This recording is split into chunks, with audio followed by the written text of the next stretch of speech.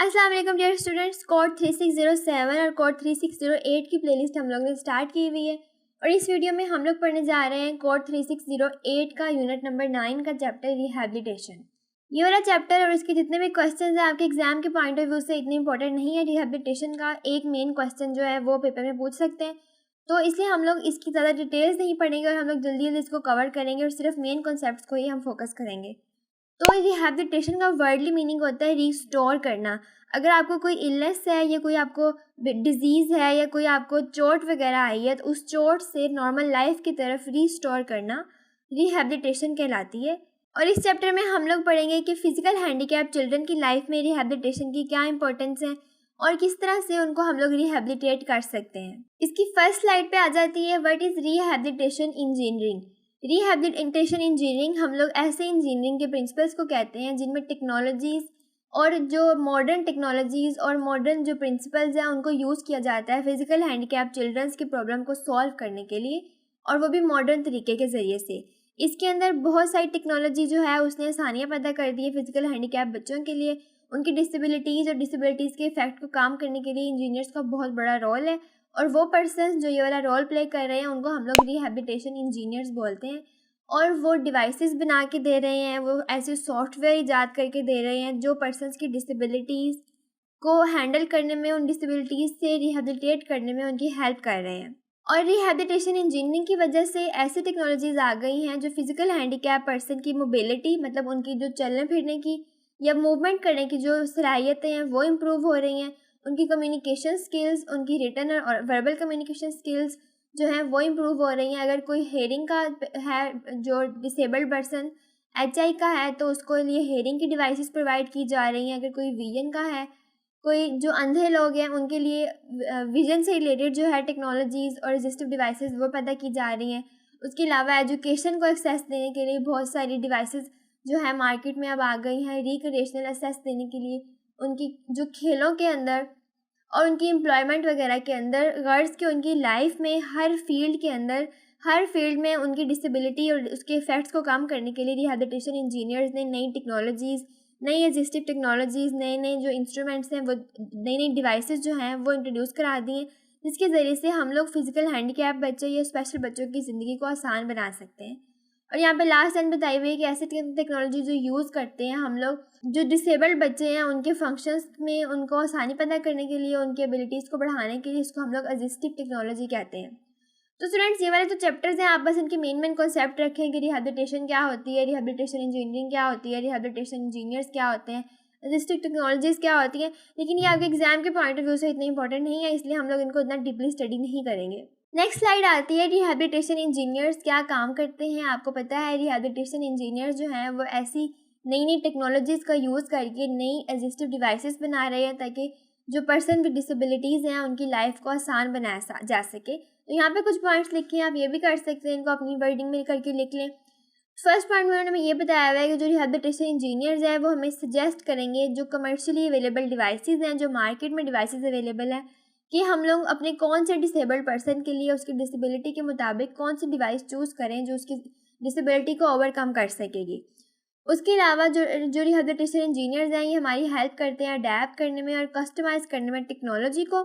मतलब अगर किसी पर्सन में कोई डिसेबिलिटी है, उसकी डिसेबिलिटी के हिसाब से, उसकी नीड के हिसाब से जो रिहैबिलिटेशन इंजीनियर्स हैं उसको असिस्टिव डिवाइसेस बना के देंगे जो उसके लिए हेल्पफुल रहेंगी। उसके अलावा वो नई नई टेक्नोलॉजीज़ को डेवलप कर रहे हैं और जो नई नई प्रॉब्लम्स आ रही हैं डिसेबल्ड पर्सनस को, उन प्रॉब्लम्स को इंट्रोड्यूस करने के लिए और उन प्रॉब्लम्स को ओवरकम करने के लिए। और लास्ट पे यहाँ पे दिया हुआ है उनमें टेस्ट डिवाइसेस और प्रोडक्ट्स जो हैं वो भी हैं, जिनको टेस्ट करने के बाद वो उन डिवाइसेस को कमर्शियली और स्टेट के तौर पे फेडरल और इंटरनेशनल स्टैंडर्ड्स के मुताबिक प्रिपेयर करते हैं और उन डिवाइसेस को इंट्रोड्यूस कराते हैं हमारे पर्सनस के अंदर ताकि उनकी जो डिसेबिलिटीज़ है उनको हम ओवरकम कर सकें। नेक्स्ट स्लाइड के ऊपर उन्होंने हमें दो बातें बताई हुई हैं। पहली बात ने ये बताया हुआ है कि जो फिज़िकल डिफेक्ट्स होते हैं, चाहे वो कंजेनिटल हो, मतलब जेनेटिकल हो, पैदाइशी तौर पे बच्चे के अंदर हो, या फिर एक्वायर्ड हो, बाद में उसके अंदर आए हुए हो, लेकिन जिस तरह का भी फिज़िकल डिफेक्ट होता है वो उसकी लाइफ के ऊपर, उसकी नॉर्मल लाइफ के ऊपर बहुत उसका इफेक्ट होता है। उसकी जो काम करने की कैपेसिटी है उसको वो लिमिट कर देता है, महदूद कर देता है। उसके अलावा उसकी नॉर्मल लाइफ के अंदर बहुत सी चीज़ों से प्रिवेंट और रिस्ट्रिक्ट कर देता है, उसमें रुकावट बनती है। और ये ज़ाहिर सी बात है, कॉमन सी बात है, इसका यही मतलब है कि अगर आप में कोई डिसेबिलिटी है तो आपकी नॉर्मल लाइफ की फंक्शनिंग को इफ़ेक्ट करेगी। तो नॉर्मल लाइफ की फंक्शनिंग को बेहतर बनाने के लिए असिस्टिव टेक्नोलॉजी का यूज़ किया जाता है। और जो असिस्टिव टेक्नोलॉजी है, ये पर्सन और उसके इन्वायरमेंट के दरमियान जितने भी गैप्स आ जाते हैं, फंक्शनल गैप्स, ये टेक्नोलॉजी के ज़रिए से उन गैप्स को कम किया जा सकता है और उसकी डिसेबिलिटी के इफ़ेक्ट्स को ओवरकम कर सकते हैं। नेक्स्ट स्लाइड हमारे पास आती है मोटर रिहैबिलिटेशन। ये ऐसी रिहैबिलिटेशन है जो आपकी मोटर स्किल्स को रिहैबिलिटेट करने के लिए यूज़ होती है। हमारी मोटर स्किल्स कौन सी हैं? वो वाली सारी स्किल्स जिनको हम अपनी डेली लाइफ के अंदर अपने कामों को परफॉर्म करने के लिए यूज़ करते हैं।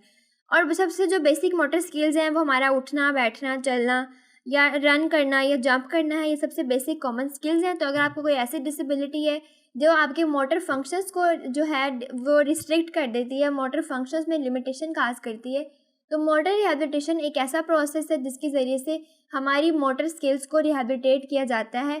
अगर कोई पर्सन जो है उसको चलने में मुश्किल है किसी डिसेबिलिटी की वजह से, तो उसको ऐसी रिहैबिलिटेशन सर्विसेज प्रोवाइड की जाएंगी ताकि वो नॉर्मल लाइफ में आके चल सके। तो मोटर रिहैबिलिटेशन के अंदर असिस्टिव टेक्नोलॉजीज़ हमारे पास किस तरह यूज़ हो रही हैं?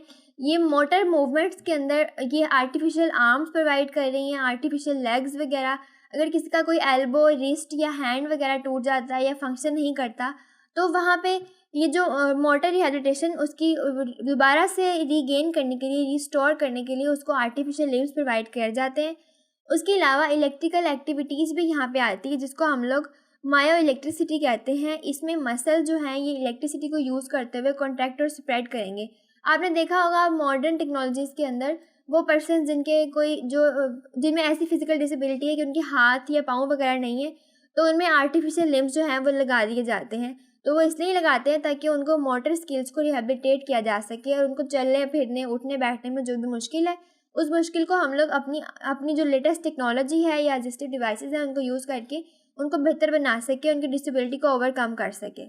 उसके अलावा हमारे पास जितनी भी मायो इलेक्ट्रिक डिवाइसेस आ जाती हैं या मायो इलेक्ट्रिक आर्म्स जो आते हैं जो इलेक्ट्रिसिटी को यूज़ करते हुए, या वो तो उनमें बैटरीज लगी हुई हैं, वो चार्ज होते हैं वो वाले लिम्स, उनमें बैटरीज लगी हो सकती हैं, उनमें सेंसर्स लगे हो सकते हैं, उनमें इलेक्ट्रोड्स, एम्पलीफायर्स, मोटर एक्चुएटर्स हम लोग मोटर्स को ही कहते हैं, या कंट्रोलर्स वगैरह। तो ये सब भी एडवांसमेंट है हमारी इंजीनियरिंग की, रिहैबिलिटेशन इंजीनियरिंग की, और ये हमारी हेल्प कर रही है फिजिकल डिसेबिलिटीज़ को ओवरकम करने के लिए। अब एक ऐसा पर्सन जिसके अंदर मायो इलेक्ट्रिक आर्म लगाया गया है, उसकी अगर हम रिहैबिलिटेशन करें, उसको प्रैक्टिस कराएं, तो वो अपने नॉर्मल बाजू के जो फंक्शंस हैं उनको भी जो है कंट्रोल कर सकता है और दोबारा से इस काबिल हो सकता है कि जो पहले वाले एक बाजू के उसके फंक्शंस थे वो इन आर्टिफिशियल लिम्ब के ज़रिए से उनको परफॉर्म कर सके। उसके अलावा इनके ज़रिए से हम लोग मल्टी जॉइंट मूवमेंट भी करा सकते हैं और उसके अलावा सेंसरी फीडबैक भी हम लोग दे सकते हैं इन लिम्स को वाया इलेक्ट्रिकल मीन्स। नेक्स्ट हमारे पास आता है रिहैबिलिटेशन फॉर लोकोमोशन। लोकोमोशन जो हरकत करने में रिहैबिलिटेशन की ज़रूरत है वो हम किस तरह से कर सकते हैं। हमारी बॉडी के अंदर, हमारी डेली रूटीन के अंदर जो लोकोमोशन है बहुत इंपॉर्टेंट चीज़ है। हम लोग चलते फिरते हैं, घूमते हैं, तो अगर आपके अंदर कोई ऐसी डिसेबिलिटी आ जाती है कि आपका जो लोकोमोशन है या जो आपकी मूवमेंट है वो रिस्ट्रिक्ट हो जाती है, चलने फिरने से आप लोग कासिर हो जाते हैं। यूजुअली फिजिकल डिसेबल्ड पर्सन के अंदर इस तरह की होता है कि वो इजीली अपनी बॉडी को मूव नहीं करा सकते होते, तो तब हम उनको किस तरह से रिहेबिलिटेट कर सकते हैं? हम उनके अंदर मोबिलिटी एड्स के ज़रिए से उनको इस तरह की डिवाइसेस प्रोवाइड करके जो मूवमेंट में उनकी हेल्प करेंगे, हम उनको रिहेबिलिटेट कर सकते हैं। जो मोबिलिटी एड्स हैं ये इस तरह के डिवाइसेस हैं जो पर्सन विद डिसेबिलिटी या जो फिजिकल डिसेबल्ड पर्सन है उनकी हेल्प करेंगे कि वो इंडिपेंडेंटली जो है ख़ुद मूव कर सके बगैर किसी सपोर्ट के। इसमें ये aid turning, adjust sitting positions, postures, in devices के अंदर इस तरह की चीज़ें लगी होती हैं कि वो अपनी जो मूवमेंट्स हैं उनको जो है हर तरह से यूज़ कर सकेंगे। इन डिवाइसेस में अपना पोस्चर चेंज कर सकेंगे, उठने बैठने की पोजीशंस। यहाँ पर एग्जांपल्स दी हुई हैं कुछ डिवाइसेस की, जैसे कि केन्स, ये वो वाली छड़ियाँ जो होती हैं जो वीआई के जो पेशेंट्स हैं जिनको जो अंधे हैं, जिनको विजन का प्रॉब्लम्स है, वो छड़ियाँ यूज़ करते हैं। तो अब ऑटोमेटिक केन्स आ गई हैं जिन पे सेंसर्स लगे हुए होते हैं, और ये इस तरह की स्टिक्स होती हैं जिनमें सेंसर्स लगे हैं, उनको बता देंगे कि आगे उनकी कोई रुकावट आई है तो पहले उनको पता चल जाएगा। क्रचेस जो बैसाखियाँ वगैरह होती हैं, व्हील चेयर्स और बाकी मोबिलिटी एड्स जो हैं ये बहुत हेल्प करेंगे पर्सन को उनके लोकोमोशन को रिहेबिलिटेट करने में। नेक्स्ट आता है असिस्टिव डिवाइसेस जो हैं, इनकी क्या इंपॉर्टेंस है। इनकी इंपॉर्टेंस ये है कि ये जो फिज़िकल डिसेबल्ड पर्सन है उनकी हेल्प करती हैं कि वो एक हेल्दी लाइफस्टाइल जो है उसको गुजार सके, एक प्रोडक्टिव लाइफ स्टाइल अपने जो लाइफ है उसमें वो इंडिपेंडेंट हो, अपने काम खुद कर सकें, उनको किसी की मोहताजगी ना करनी पड़े, उनमें एक सेंस पैदा करते हैं ये सब ताकि वो अपने काम खुद कर सकें, उनको किसी सपोर्ट सर्विस की ज़रूरत ना पड़े, किसी केयर गिवर की ज़रूरत ना पड़े, उनकी ज़िंदगी को आसान बनाने के लिए, और सबसे इम्पॉर्टेंट कि जो उनकी डिसेबिलिटी है उस डिसेबिलिटी के इफ़ेक्ट को कम करने के लिए और उनको इंडिपेंडेंट बनाने के लिए जो डिवाइसेस हैं ये बहुत इंपॉर्टेंट है। नेक्स्ट हमारे पास स्लाइड पे आता है strategies for providing assistive devices, कि इन असिस्टिव जो डिवाइसेस हैं इनको प्रोवाइड करने के लिए कौन सी पीछे स्ट्रेटजीज आती हैं। फर्स्ट पॉइंट आता है अवेलेबिलिटी।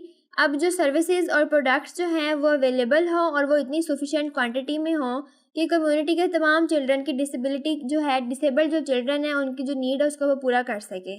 ठीक है, नेक्स्ट हमारे पास इसकी स्ट्रेटजी आती है असेसिबिलिटी, कि जो सर्विसेज और प्रोडक्ट्स हैं हमारे पास जितने भी कम्युनिटी के पर्सन हैं उन तमाम को वो असेसिबल हो, मतलब कम्युनिटी का हर वो पर्सन जिनको इन सर्विसेज या इन चीज़ों की ज़रूरत है, तो हमारे सोशल ग्रुप्स इतने एक्टिव होने चाहिए कि वो सबकी नीड्स को पूरा करें और सबके लिए आसानी से उनको मिल जाएं। और थर्ड पे आती है अफोर्डेबिलिटी, कि हमारे जो सर्विसेज और प्रोडक्ट्स हैं वो अफोर्डेबल होने चाहिए हर उस पर्सन के लिए जिनको इनकी ज़रूरत है। और यहाँ पे आता है अडेप्टेबिलिटी, जितनी भी सर्विसेज और प्रोडक्ट्स हैं ये अडेप्टेबल और मॉडिफाइड होने चाहिए उन पर्सनस के लिए जिनको इनकी ज़रूरत है, मतलब उनकी हेल्थ कंडीशन, उनकी बॉडी के स्ट्रक्चर, उनकी बॉडी के फंक्शंस, उनकी जेंडर, एज के हिसाब से उनके डिवाइसेस जो हैं उनके लिए अडेप्टेबल हों, उन हर पर्सन के लिए उसकी डिसेबिलिटी के मुताबिक जो है डिवाइस अडेप्टेबल हो और उसकी उस डिसेबिलिटी के ऊपर वो फिट आए। उसके बाद आती है एक्सेप्टेबिलिटी, कि जितनी सर्विसेज और प्रोडक्ट्स जो हैं वो एक्सेप्टेबल हो हर किसी के लिए, हर इंसान जो है वो उसको एक्सेप्ट करे, उनमें वो कंफर्ट महसूस करे, उनके लिए वो एफिशिएंट हो, उसके लिए रिलायबल हो, उसके लिए सिंपल हो। और लास्ट पे आता है क्वालिटी, के जो सर्विसेज और प्रोडक्ट्स हैं इनकी क्वालिटी अच्छी होनी चाहिए, इनमें स्ट्रेंथ अच्छी होनी चाहिए, इन डिवाइसेस की सेफ्टी होनी चाहिए, ये कंफर्टेबल हो, इनकी कैपेसिटी हो और इनकी ड्यूरेबिलिटी हो कि ये कितने टाइम तक सही चल सकती हैं। नेक्स्ट स्लाइड हमारे पास आती है ऑर्थोटिक्स। ऑर्थोटिक्स हम लोग ऐसी डिवाइसेस को कहते हैं जो मूवमेंट में या चलने फिरने में जो बच्चों को मुश्किल आती है उसके लिए यूज़ की जाती हैं। ये यूजुअली वो डिवाइसेस होती हैं जो पाँव में लगाई जाती हैं और इनको यूजुअली सॉक्स की जगह पे यूज़ किया जाता है। ये बॉडी को बैलेंस करने में हेल्प करती हैं और हमारी मूवमेंट जो है, जो बॉडी का जो पोस्चर है उसको ठीक करवाती हैं। नेक्स्ट स्लाइड पे आता है प्रोस्थेसिस। प्रोस्थेसिस हम लोग आर्टिफिशियल लिम्ब को कहते हैं। हमारी बॉडी का आर्टिफिशियल लिम्ब, जो आर्टिफिशियल पाँव भी हो सकता है, आर्टिफिशियल बाजू भी हो सकता है, जो बॉडी की जो मूवमेंट है उसको बेहतर करने के लिए हम लोग यूज़ करते हैं। और यहाँ पे कुछ लिस्ट दी हुई है इक्विपमेंट्स की, कुछ असिस्टिव डिवाइसेस की, जो अब मॉडर्न टेक्नोलॉजी की वजह से आई है और ये हेल्थ सर्विसेज के अंदर यूज़ होती हैं। सबसे फर्स्ट पॉइंट आता है इलास्टिक स्टॉकिंग। इनको यूजुअली जो है पाँवों के लिए यूज़ किया जाता है या टांगों के लिए, और ये जो वेन्स के अंदर जो ब्लड की सर्कुलेशन है ये उनको इंक्रीज़ कराता है। नेक्स्ट हमारे पास पॉइंट आता है एप्लीकेशन ऑफ कोलोस्टोमीज। अब ये एक बैग होता है जो पेशेंट्स अपने साथ रखते हैं, जहाँ पे अपने जो बाउल या फीसेस वगैरह हैं उनको इकट्ठे कर लेते हैं। तो ये भी एक असिस्टिव टेक्नोलॉजी है और असिस्टिव डिवाइस है जिसने हमारी लाइफ को बेहतर बना दी है। नेक्स्ट आता है some types of trusses are wound dressings. ये भी मॉडर्न किस्म की जो है वो पट्टियाँ आ गई हैं जो हमारे वाउंड की हेल्प करती हैं हील करने के लिए। नेक्स्ट यूरिनरी कैथेटर्स आ गए हमारे पास। ये वो कैथेटर्स जिन पर्सन को यूरिन करने के अंदर कोई डिफ़िकल्टी आती है तो उनका जो यूरिन है वो इजीली हम लोग यूरिन कैथेटर्स को यूज़ करते हुए उनकी बॉडी से वे ले जाते हैं। नेक्स्ट आता है pressure relieving cushions and mattresses. इस तरह के मैट्रेसेस, इस तरह के कुशन्स आ गए हैं। एडवांस टेक्नोलॉजी की ये एडवांसमेंट ही है टेक्नोलॉजी की कि ऐसे कुशन्स आ गए हैं जिनके ऊपर लेटने से जो है आपके जो पेन है वो ख़त्म हो जाएगी। नेक्स्ट आता है कॉन्टिनेंस पैड्स। अब ये इस तरह के पैड्स आ गए मार्केट के अंदर जो उन पर्सनस जो ज़्यादा एजड लोग हैं और वो वॉशरूम में नहीं जा सकते तो वो इनको इजीली यूज़ कर सकते हैं। Other health equipments available include wheelchairs, walking aids, hearing, vision aids, artificial limb, surgical appliance. Next हमारे पास स्लाइड आती है इक्विपमेंट फ्रॉम सोशल सर्विसेज। अब सोशल सर्विसेज की वजह से भी कुछ इक्विपमेंट्स जो हैं बच्चों को दिए जाते हैं, फिजिकल हैंडीकैप लोगों को, ताकि उनकी डिसेबिलिटी और उसके इफेक्ट को कम किया जा सके। यहाँ पे फर्स्ट पॉइंट पे बताया गया है ऐसे इक्विपमेंट्स जो खाना प्रिपेयर करने में या पर्सनल केयर को मैनेज करने में उनकी हेल्प करेंगे। फॉर एग्जांपल कैटल ट्रिपर्स जो हैं, इस तरह के स्टैंड जहाँ पे इजीली हम जो कैटल है उसको रख सकते हैं या कैटल को वो इजीली टर्न भी कर देंगे, वो किचन में यूज़ किए जाते हैं। उसके अलावा फर्नीचर्स के नीचे ऐसे स्टैंड लगे होते हैं जो फर्नीचर को ज़रूरत के मुताबिक उसको हम लोग रेज़ भी कर सकते हैं, उसको नीचे ऊपर भी कर सकते हैं। उसके अलावा बाथ सीट्स आ गई हैं, रेज़ टॉयलेट्स आ गए हैं, या होइस्ट का वर्ड यूज़ किया गया है। होइस्ट भी हम लोग रेज्ड चीज़ों को कहते हैं कि इस तरह की चीज़ें जो फिजिकल हैंडीकैप पर्सन की हेल्प कर सकें, उनके लिए बहुत आसानी हो। उसके अलावा घरों में इस तरह के अडेप्टेशंस ले आए हैं जो पर्सन विद डिसेबिलिटीज़ के लिए एक्सेसिबल हो, जिस तरह attaching hand rails, changing the position of light switches और sockets and door entry systems. तो ये सब वो चीज़ें हैं जो हमारी मॉडर्न टेक्नोलॉजी की वजह से हम लोगों ने फिजिकल हैंडीकैप लोगों की ज़िंदगी को बेहतर बनाने के लिए इन टेक्नोलॉजीज़ का यूज़ किया है। नेक्स्ट स्लाइड पे आ जाता है assistive technology from community services. Community या कम्युनिटी के मेंबर्स जो हैं वो भी कुछ सर्विसेज प्रोवाइड कर सकते हैं लोगों को, जैसे कि bathing aids, walking frames, bed levers, toilet frames, stair lifts, hospital beds. सब कॉमन से पॉइंट्स हैं, तो ये आपके लिए करना बहुत आसान है। और लास्ट पे हम लोग दोबारा रिवाइज कर लेते हैं इस चैप्टर को। इसमें हमारा जो मेन मकसद था, हमने रिहैबिलिटेशन इंजीनियरिंग के बारे में पढ़ा था कि जो रिहैबिलिटेशन इंजीनियरिंग है ये इस तरह की टेक्नोलॉजी ला रही है, ऐसे प्रिंसिपल्स लेके आ रही है और ऐसे डिवाइसेस जो फिजिकल हैंडीकैप पर्सन की लाइफ को बेहतर बनाने के लिए, उनकी एजुकेशन को बेहतर करने के लिए, उनकी इंडिपेंडेंसी, उनकी प्रोडक्टिविटी को बेहतर करने के लिए उनके लिए बहुत हेल्पफुल है। और उसके अलावा हमने यहाँ पे एग्जिस्टिंग टेक्नोलॉजीज़ के बारे में बहुत ज़्यादा पढ़ा था। सो आई होप सो स्टूडेंट्स ये वीडियो आपके लिए हेल्पफुल रही होगी। अगर आपका कोई भी क्वेश्चन हो तो आप मुझसे कमेंट सेक्शन में लाजमी पूछ सकते हैं। और आपको नेक्स्ट वीडियो कौन से टॉपिक पे चाहिए मुझे कमेंट सेक्शन में लाजमी बताएं। इंशाल्लाह मैं आपके लिए वीडियो ज़रूर प्रिपेयर करूँगी। और इस वीडियो को अपने तमाम क्लास फेलोज और फ्रेंड्स के साथ शेयर करना मत भूलिएगा। अल्लाह हाफिज़। बहुत जल्द मिलते हैं हम लोग अगली वीडियो में।